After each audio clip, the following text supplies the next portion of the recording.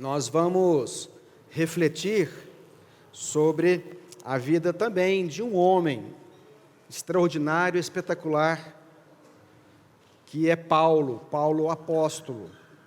Paulo experimenta na sua vida também muitas mudanças, recomeços, a fim de que Deus cumprisse na vida dele todo o projeto, todo o propósito e todo o desígnio que Deus havia separado para a vida daquele homem. Amados, esses homens, esses personagens bíblicos que nós compartilhamos, que admiramos a muitos, eles eram homens como nós. Eles eram pessoas como nós. Eles não eram pessoas especiais no sentido de possuírem atributos dos quais não tem na minha e na sua vida. Quando nós olhamos para esses homens e os admiramos, e também há esse desejo no nosso coração de sermos tão relevantes quanto aqueles homens foram no seu tempo. Essa palavra, essa meditação, ela precisa ser, na minha e na sua vida, aplicada.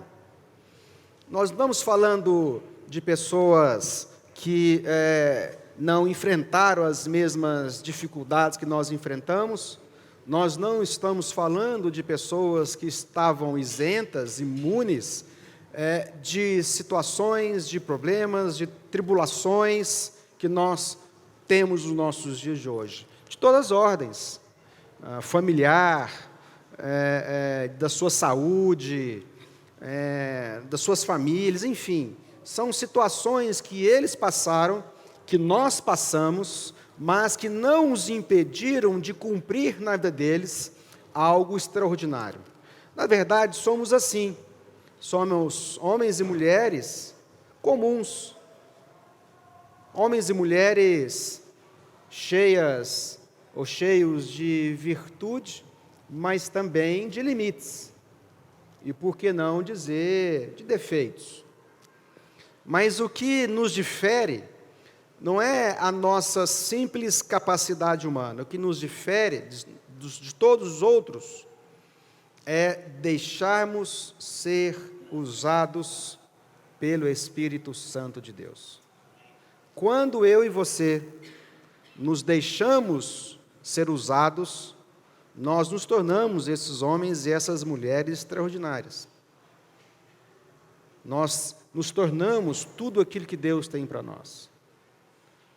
Quantas vezes nós deixamos de cumprir em nossas vidas o propósito de Deus, ou porque nós não sabemos desses propósitos, ou porque, mesmo sabendo, nós negligenciamos tal vocação em nossas vidas e deixamos de lado a vocação e os dons que Deus tem nos dado.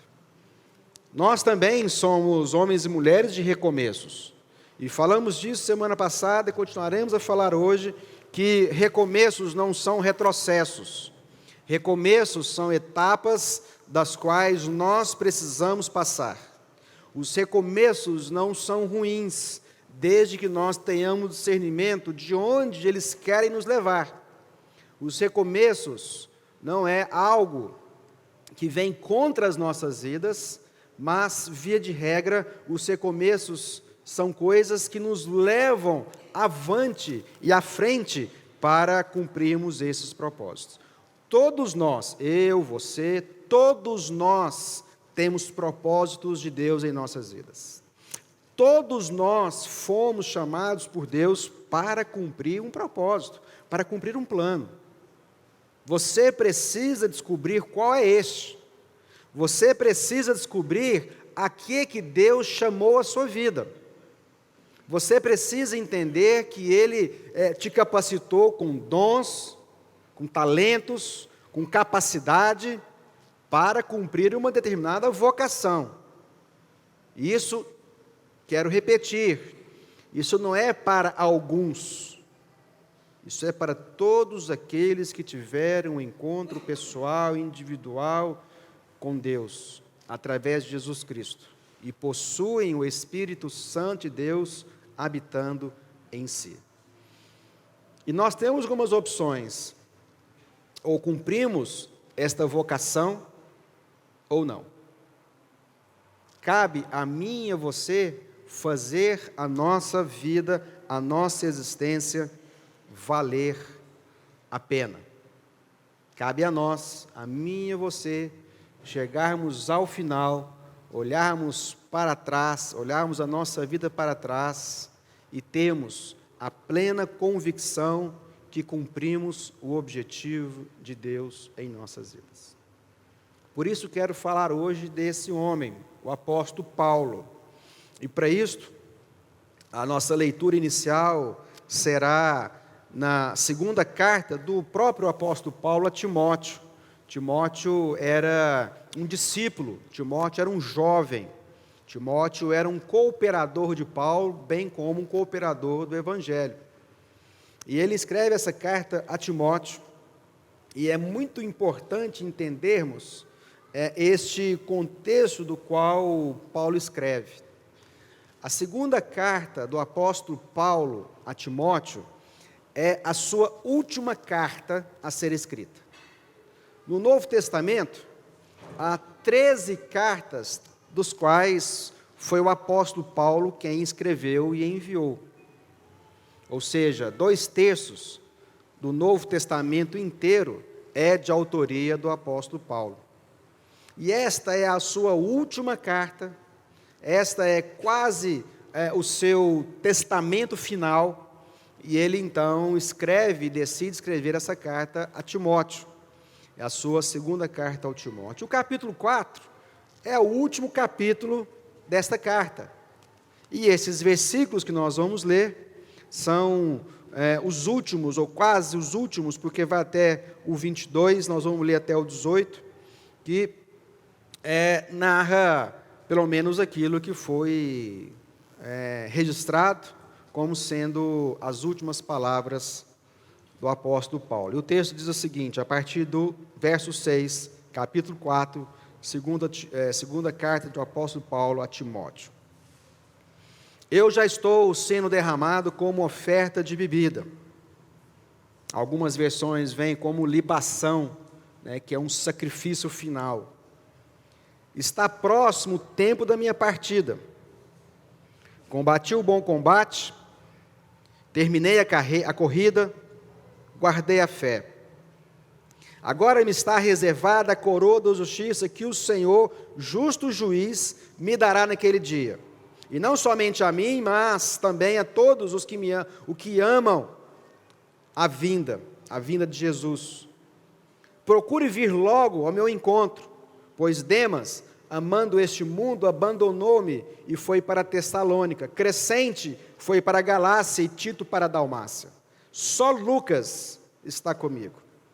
Traga Marcos com você, porque ele me é útil para o ministério. Enviei Tíquico a Éfeso.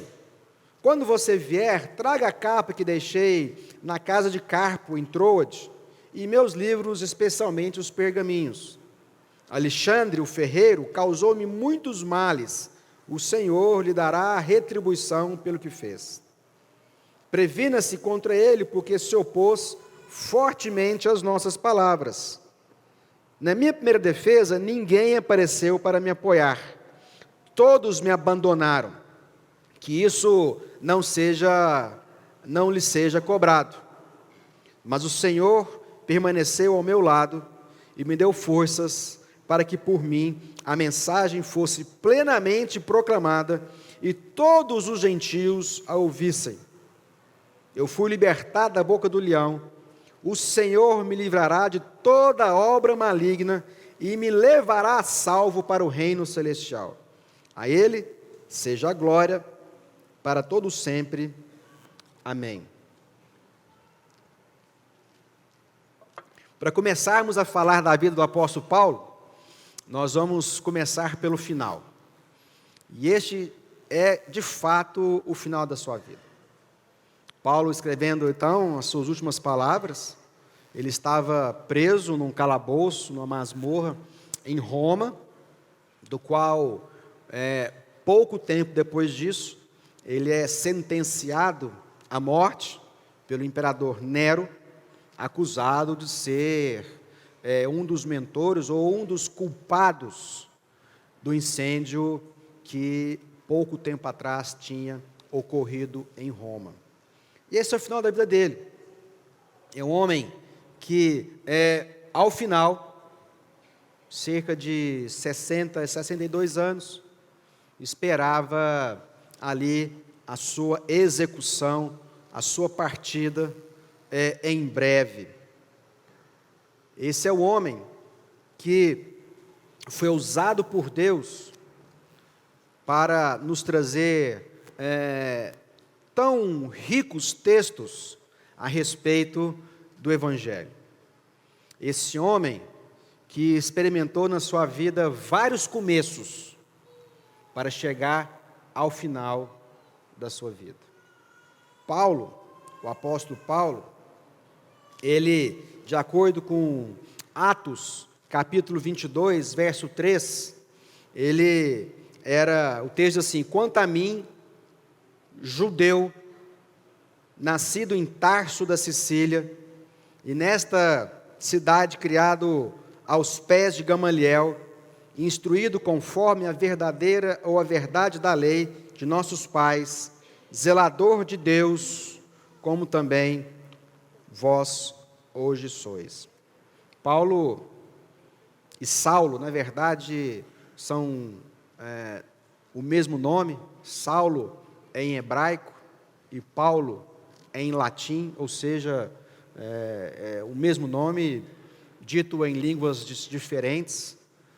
Saulo nasce em Tarso, na Sicília. Sicília é a atual Turquia nos dias de hoje. Muito novo, Paulo foi enviado a Jerusalém para ser educado por um dos maiores mestres rabínicos de toda a história, chamado Gamaliel.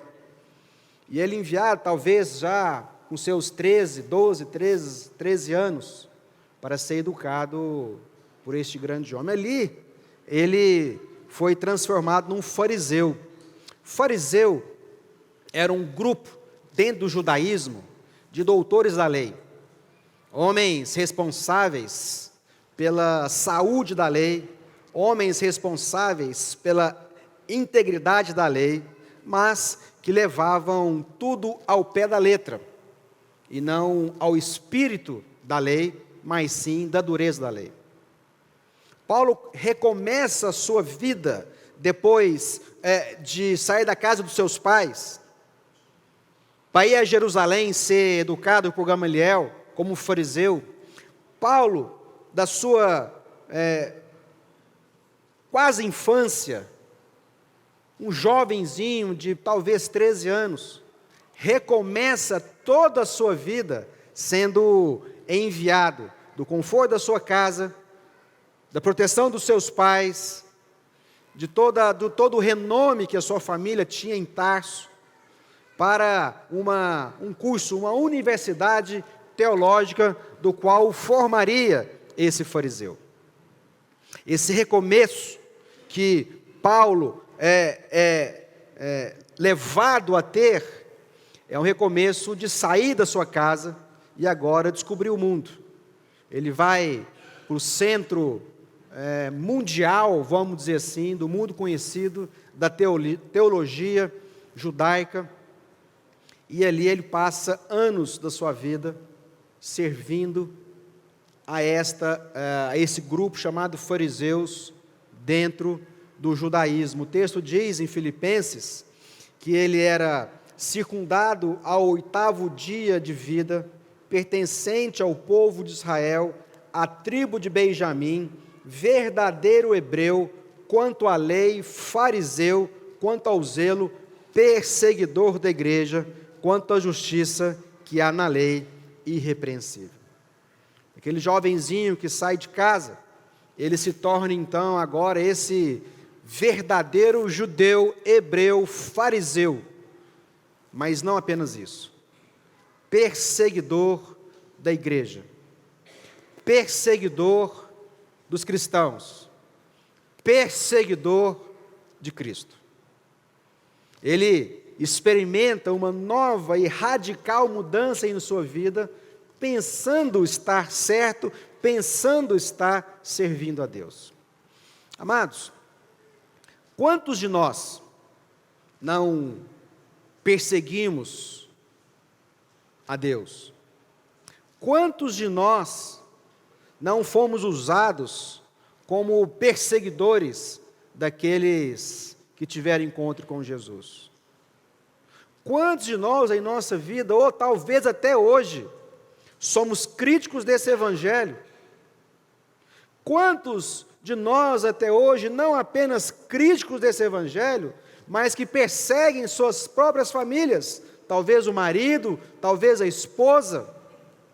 Quantos de nós até hoje têm se envolvido ou procurado conhecer apenas para ter justificativas de criticar esse evangelho, de criticar esse Deus, de falar mal, por conta dos nossos medos, das nossas inseguranças? Não é raro quantas vezes nós, na tentativa de nos defender, nós partimos para o ataque. Quantos de nós não nos tornamos, de maneira velada ou não, sutil ou não, perseguidores dos cristãos, dentro de casa ou até mesmo fora dela? Em Atos capítulo 8, versos 1 e 3, diz assim: Saulo, que é Paulo, como eu já disse, estava ali, consentindo na morte de Estevão. Naquela ocasião, desencadeou-se grande perseguição contra a igreja em Jerusalém. Todos, exceto os apóstolos, foram dispersos pelas regiões da Judéia e Samaria. Alguns homens piedosos sepultaram Estevão e fizeram, por causa dele, grande lamentação. Saulo, por sua vez, devastava a igreja, indo de casa em casa, arrastava homens e mulheres e os lançava na prisão. Em Atos 9, 21, diz que Paulo exterminava a todos aqueles que invocavam o nome de Jesus. Atos 22, 4 diz que ele perseguia com fúria assassina aquele que seguiam a Jesus. Em Atos 26 diz que praticava atos contra o nome de Jesus. Em Atos 26 diz que ele prendia e dava o seu voto favorável nos tribunais, na condenação e na execução de muitos cristãos. Amados, nós vivemos hoje um momento, um contexto histórico, principalmente no mundo ocidental, aqui no país que vivemos, onde essa perseguição, ela é uma perseguição velada, ela é uma perseguição sutil. Mas o fato é que por desconhecimento, por ignorância, por não saber, muitos de nós ou outros ainda continuam criticando veementemente essa fé em Cristo Jesus. E não muitos diferentes do que nós já fizemos um dia. Nós, em algum dia, de alguma forma, já fizemos isso. E como eu disse agora mesmo, pode ser que hoje aqui ainda há pessoas, muitas pessoas no nosso meio, ou que estão nos assistindo, estão nos ouvindo, que continuam a serem desses perseguidores da igreja e das nossas vidas. Eu, pessoalmente, por muito tempo, fiz isso.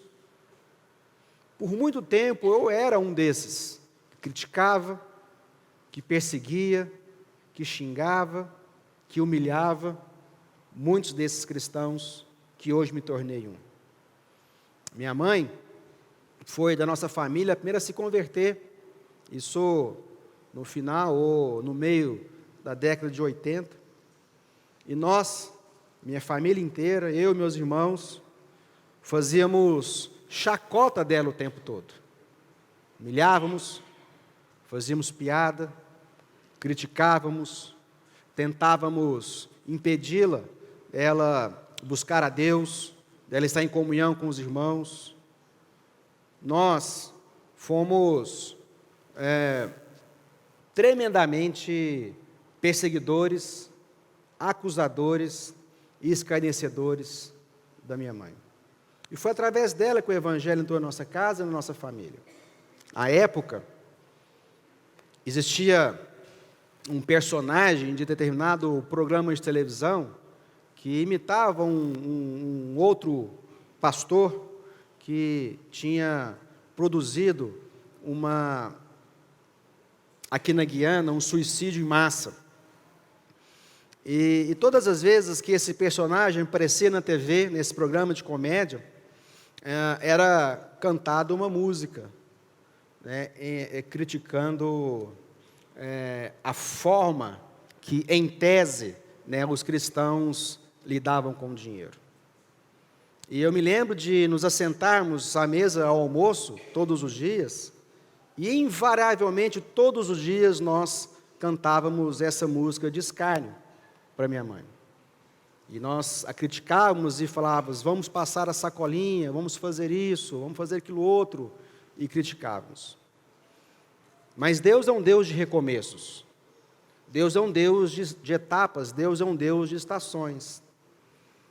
E ela sempre nos dizia, olha, não se preocupem, Deus já falou comigo que todos vocês um dia se dobrarão ajoelhados diante de Deus. E nós então achávamos aquilo ainda o maior absurdo.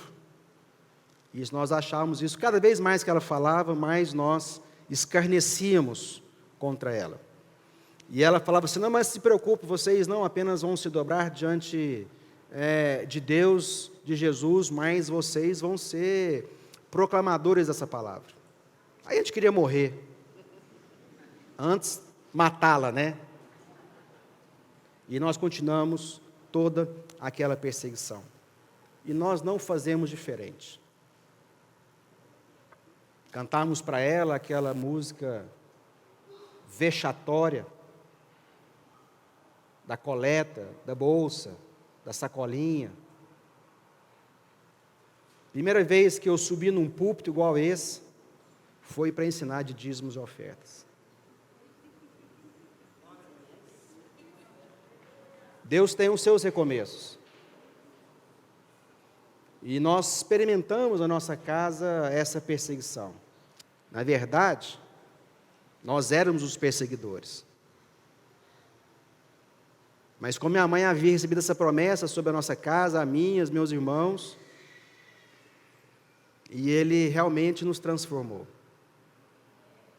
E Ele realmente cumpriu aquilo que havia sido dito por profecia, algo que nós nem acreditávamos, pelo contrário, achávamos que era simplesmente homens e mulheres, homem charlatão, e depois nós descobrimos o poder desse Evangelho. E depois nós descobrimos que Deus tem separado para nós recomeços. Paulo experimentou isso. Paulo não era apenas um perseguidor. Paulo era um executor. Ele prendia, arrastava, devastava, destruía famílias inteiras. Famílias inteiras. O texto bíblico diz que havia lugares que Paulo chegava, nos templos, nas sinagogas, prendia os cristãos e os torturava, até que eles negassem ou blasfemassem o nome de Jesus. Esse homem era o cão chupando manga. Não muito diferente de mim. Não muito diferente da minha família, dos meus irmãos. E talvez não muito diferente de alguns de nós. A diferença que fez na vida dele foi esse recomeço, onde em Atos, capítulo 9, verso 3, ele tem um encontro pessoal, individual, com Cristo Jesus. E o texto diz assim, em sua viagem, Quando se aproximava de Damasco, de repente brilhou ao seu redor uma luz vinda do céu. Ele caiu por terra e ouviu uma voz que lhe dizia: Saulo, Saulo, por que você me persegue? E Saulo perguntou: Quem és tu, Senhor? E ele respondeu: Eu sou Jesus, a quem você persegue. Levante-se, entre na cidade e alguém dirá o que você deve fazer. Esse encontro com Jesus Cristo mudou completamente, tremendamente, a vida de Saulo. Assim como um dia, esse evangelho entrou na minha vida e mudou completamente, não apenas a nossa vida, mas a nossa forma de pensar, a nossa forma de ser, a nossa forma de viver e a nossa forma de expressar a razão das nossas vidas. Nós precisamos descobrir em Cristo Jesus qual é a razão das nossas vidas. Nós precisamos descobrir em Cristo Jesus qual é o momento de encerrar uma etapa e iniciar com um recomeço algo totalmente novo em nossas vidas. Nós precisamos discernir em Deus, nós precisamos discernir no Espírito Santo que etapas nós estamos, qual é o momento que eu preciso virar uma página em nossas vidas. Críticas, piadas, perseguição no trabalho, perseguição na escola, perseguição na faculdade, é o que mais acontece nos dias de hoje. Eu me lembro, quando eu fiz faculdade aqui na Universidade Federal de Uberlândia, na área de economia, e eu era o único cristão da minha sala. E como era claro, apesar de velado, as piadas, a forma de tratar, os assuntos, vez e outra, levantadas, para que de alguma forma eu fosse humilhado ou até mesmo pensasse que eu era diferente eu era, mas inferior dos demais. Talvez nós temos também, não apenas em determinada etapa das nossas vidas, perseguidos, mas também sendo perseguidos. Nós precisamos entender que esse homem, ele encontrou na sua vida essas etapas diferentes que o levou da sua casa, um jovenzinho, ingênuo e imaturo, a uma universidade religiosa, a uma universidade que ensinava apenas a lei, a dureza da lei, a consequência, o pecado, a perseguição, a morte. E depois de encontro pessoal e verdadeiro com Jesus Cristo, poder experimentar na sua vida uma transformação completa. Alguns estudiosos pensam que esse momento que Paulo teve um encontro pessoal com Jesus no caminho a Damasco, era aproximadamente aos seus 30 anos de idade, um jovem judeu. Aliás, Paulo e Jesus eram contemporâneos. Paulo e Jesus tinham poucos anos de diferença um do outro.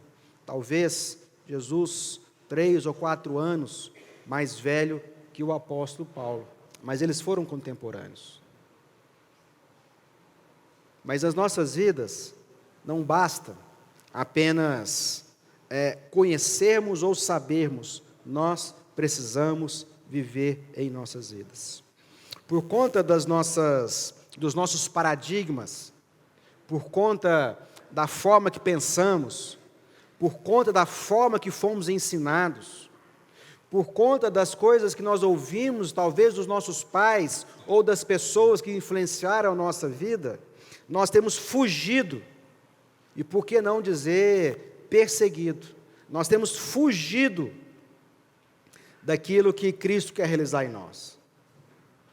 Nós temos sempre ficado na defensiva, pois achamos que isso não quer ou não diz respeito a nós. Quais são os paradigmas? Quais são as formas de pensar que você foi moldado na sua vida, seja na sua infância, juventude, ou até mesmo na sua fase adulta, que tem te impedido, da qual você tem resistido, fugido, de deixar Deus cumprir o propósito em sua vida? Quem tem te moldado, é melhor recomeçar nele do que ter uma vida medíocre. Nunca é tarde para recomeçarmos a nossa vida com Jesus. Nunca é tarde para recomeçarmos a nossa relação com Jesus. E você pode me dizer, não, mas eu já ando com Jesus tem muito tempo. O que eu estou te perguntando hoje, amados e amadas, é se esse caminhar com Jesus reflete de fato o que Ele quer de você. Que se não está na hora de recomeçar na sua vida, um momento, uma etapa, uma estação da sua vida, de fato, de conhecer a vontade de Deus para você. Não apenas conhecer o que Ele tem para você, não apenas conhecer do que Ele pode fazer pela sua família, não apenas saber do que Ele pode transformar o seu casamento, não apenas saber daquilo que Ele possa guardar os seus filhos, mas saber a razão da sua vida, a razão da sua existência, de um recomeço de intimidade, de um recomeço com comunhão. Não importa para trás como foi, não importa se você perseguiu, se você é perseguido, não importa se você tem entendido que vida com Jesus é apenas uma religião, uma instituição, um dogma, tradições. Porque, infelizmente, é assim que muitos de nós temos lidado com Jesus. Nós temos achado, pensado até hoje, que a nossa vida é religiosa. Talvez você tenha achado até hoje que eu sou uma pessoa religiosa, eu vou à igreja. Jesus não quer ninguém religioso. Jesus quer filhos e filhas. Ele quer que os seus filhos e as suas filhas continuem o seu legado, o seu chamado, a sua vocação. Então, muitas vezes, nós estamos aí vivendo vidas medíocres, espiritualmente dizendo, rasas. Nós temos vivido muito aquém, porque nós não queremos recomeços, nós achamos que está tudo certo, está tudo bem, está ótimo, não preciso de mais nada. Eu já conheci Jesus, eu vou à igreja de vez em quando, até contribuo, de tempos em tempos.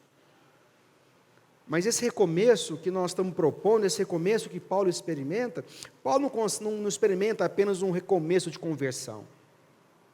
Ele não experimenta apenas um momento de parar de perseguir.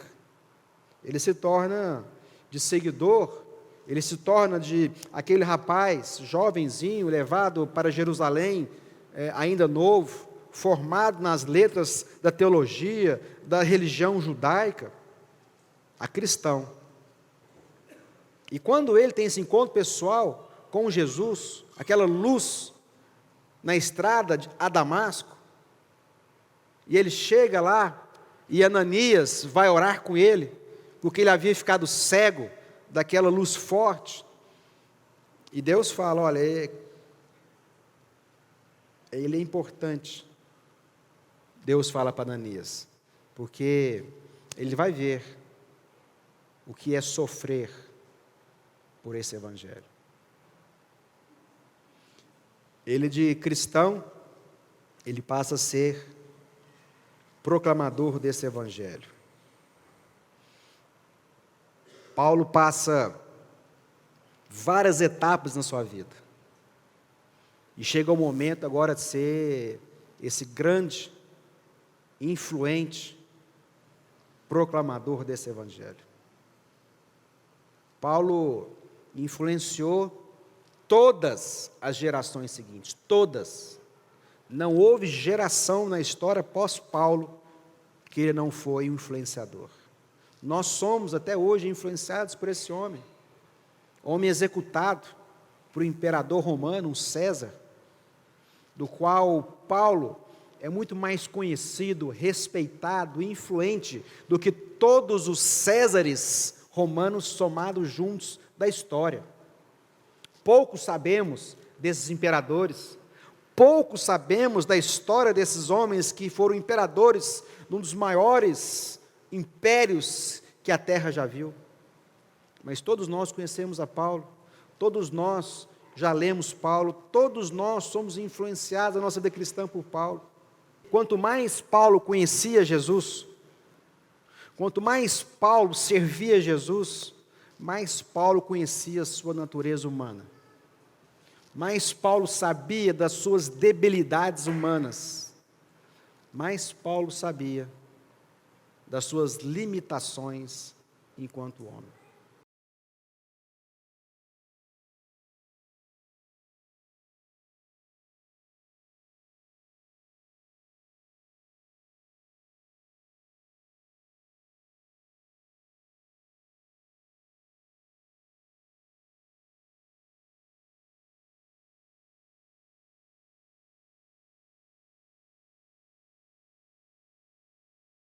Quantos de nós, quando encontramos a Jesus, começamos a pensar e achar que quem ganhou nessa relação foi Jesus?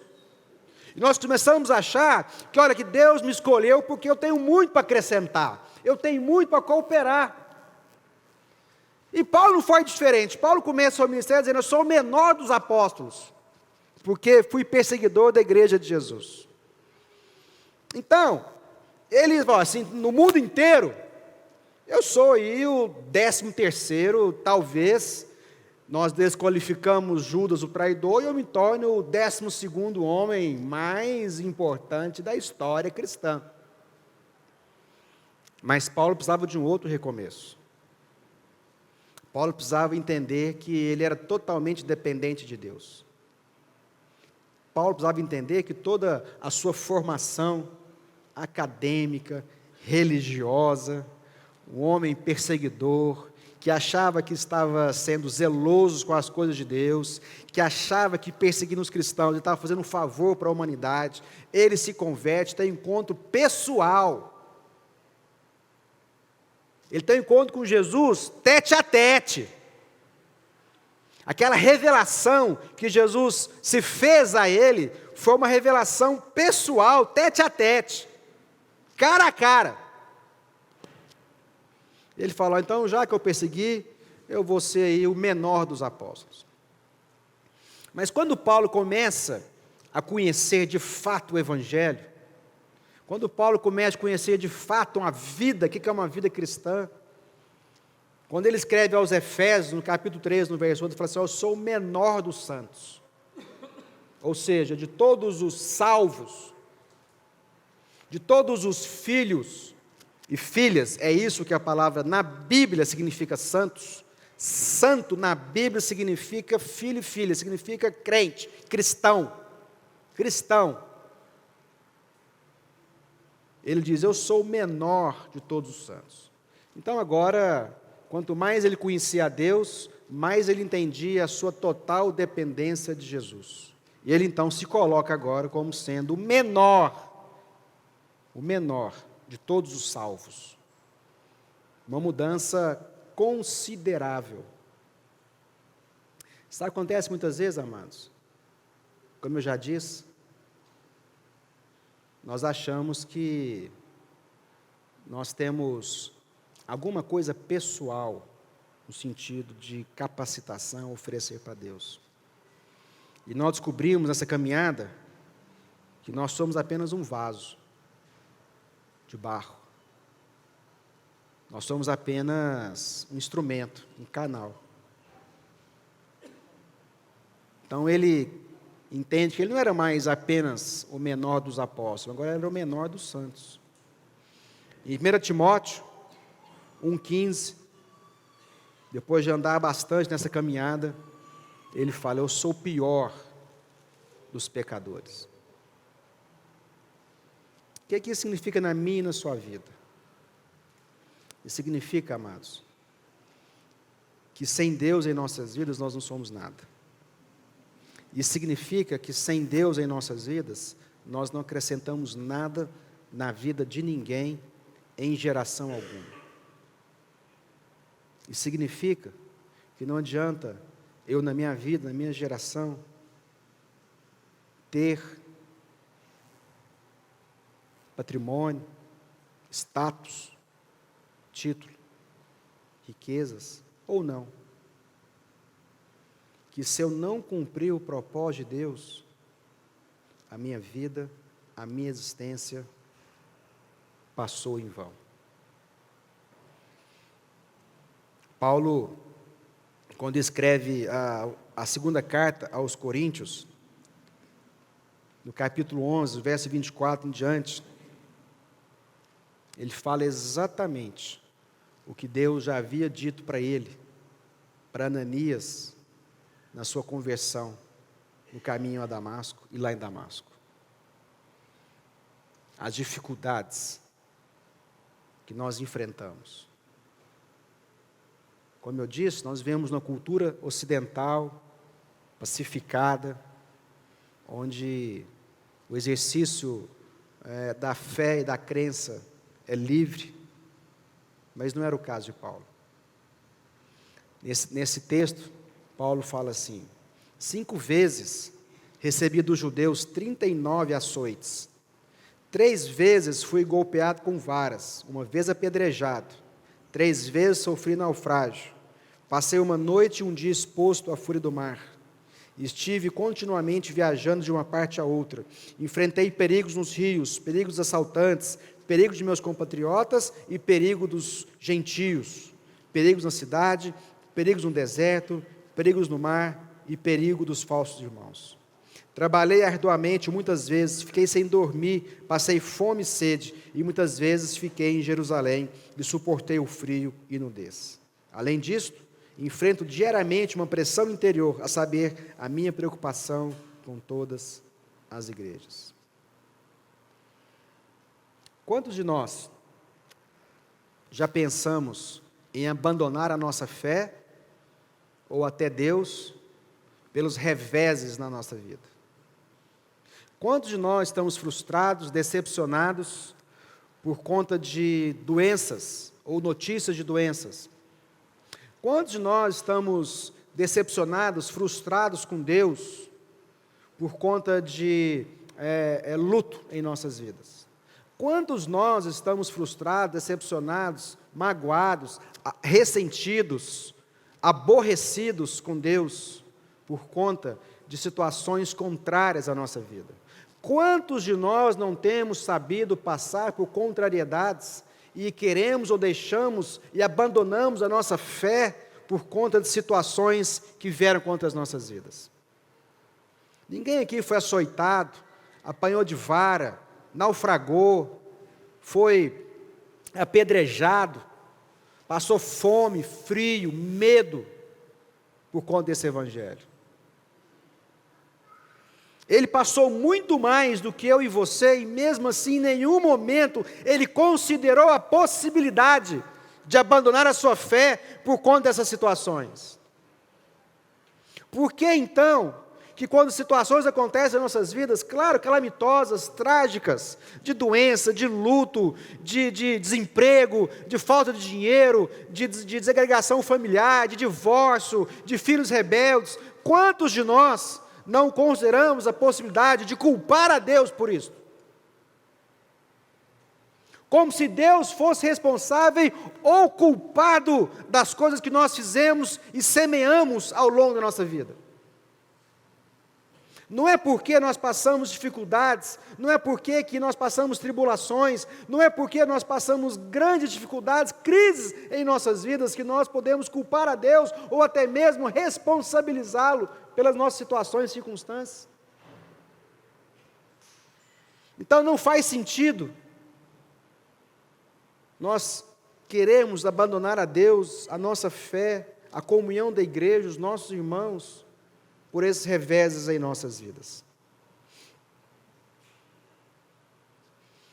Paulo, ele não recomeçou, Deus não recomeçou a nossa vida em Cristo Jesus simplesmente para buscarmos comodidade, conforto, dinheiro. Isso não é um propósito. Isso pode até ser consequência, que Deus promete sobre as nossas vidas prosperidade. Mas não dá para entrar nessa, achando que a única coisa na nossa revelação, na nossa intimidade com Deus, é garantir-nos comodidade e prosperidade. Quando nós entramos nesse recomeço com Deus, é para cumprirmos um propósito. É para viver a potencialidade de Deus em nossas vidas. É para sermos proclamadores desse Evangelho. É para sermos cristãos verdadeiros, genuínos, exemplares. Não é para que, ao menor dos revés da nossa vida, abale a nossa convicção de quem Deus é. Nós precisamos recomeçar a nossa vida, a nossa história nos caminhos de Deus. Eu chego agora ao final, do qual nós começamos a nossa reflexão e encerro aqui. Paulo, daquele tenro, jovenzinho, menino, na sua cidade, com seus pais, é enviado para um mundo completamente diferente, uma capital, uma metrópole, capital do judaísmo. Depois de perseguir, matar, executar, tem um encontro pessoal com Jesus Cristo. E tendo um encontro pessoal com Jesus Cristo, descobre de fato a razão da sua existência. Vive recomeços. E nesse recomeço ele se torna o maior contribuidor do Evangelho de toda a história, influenciando a minha e a sua vida até os dias de hoje. De contribuidor, proclamador, apóstolo, perseguido, até ser preso pela última vez e decapitado por ordem do imperador Nero. E muito antes dele ser decapitado, ele fala assim: mas o Senhor que permaneceu ao meu lado e me deu forças para que em mim a mensagem fosse plenamente proclamada a todos os gentios que a ouvissem. Gentil era todos os outros que não eram judeus. Se nós não somos judeus, nós somos gentios. Então, sempre que a Bíblia aparecer a palavra gentio, é todos os demais que não eram judeus. Eu fui liberto da boca do leão. O Senhor me livrará de toda obra maligna e me levará a salvo para o reino celestial. Deus nos levará a salvos para o reino celestial. Mas enquanto nós não formos levados a esse reino, nós temos que descobrir, viver, praticar em nossas vidas o propósito e o desígnio que Deus tem para nós. Onde você está nesse recomeço? Você continua perseguidor? Ou um cristão fervoroso, ativo, proclamador, evangelista, alguém que tem piedade e misericórdia no seu coração, que investe os seus dons, os seus talentos, os seus recursos no reino, ou um cristão medíocre, raso, morno. E se você tem sido esse cristão, fervoroso ou não, tem pensado a possibilidade de abandonar a sua fé por conta de perseguições, de doenças, de luto, de quebradeira, de família, nós queremos orar hoje por você. E nós queremos interceder pela sua vida hoje. Isso nós falamos de Paulo, amados. Se você experimentar o recomeço que Deus tem para você, você já aprendeu aquilo que Paulo experimentou? Qual o seu recomeço hoje? Que etapa, que página você precisa virar? Como fazer para cumprir de fato esse momento na sua vida? Não seja mais um. Seja como Paulo. Paulo dizia: sejam imitadores de mim, assim como eu sou imitador de Cristo. E que nós possamos falar isso às pessoas: sede, pois, meus imitadores, assim como eu sou de Cristo. O objetivo aqui hoje, amados, é instigar, é encorajar a minha e a sua vida, para entender processos, etapas, estações, recomeços. Não ache, não pense que você já não tem nada mais para oferecer a Deus.